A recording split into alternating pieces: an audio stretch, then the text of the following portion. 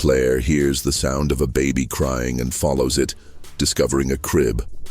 As she peels back layers of fabric, a sense of dread builds until she reaches into the crib and submerges her hands in a pool of blood. The horror jolts her awake, and she realizes that she has dug her nails so deeply into her palms that she has injured herself. The second nightmare is equally terrifying. She feels an unseen presence restraining her, while someone injects something into her stomach. Although she wakes up without any visible wounds, the violation of the dream feels overwhelmingly real. Disturbed by Claire's distress, Hugo Hurley Reyes takes it upon himself to conduct a census of the survivors, believing it necessary to establish who is actually on the island.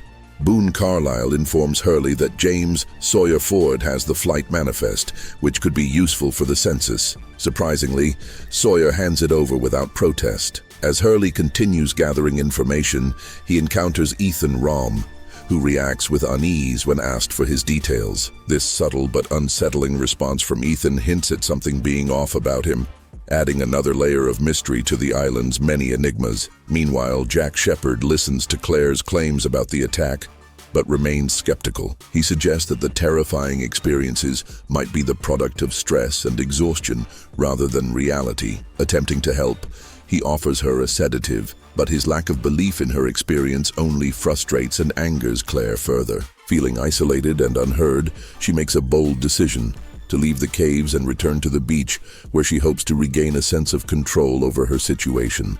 Charlie Pace tries to help her move, but she suddenly begins experiencing contractions. He reassures her that he can deliver the baby, but after admitting he is a recovering drug addict, she panics and demands he find Jack, leaving her alone in the jungle. Charlie finds Ethan and asks him to get Jack, then returns to Claire. She confides in him about a psychic who insisted she must raise the baby herself.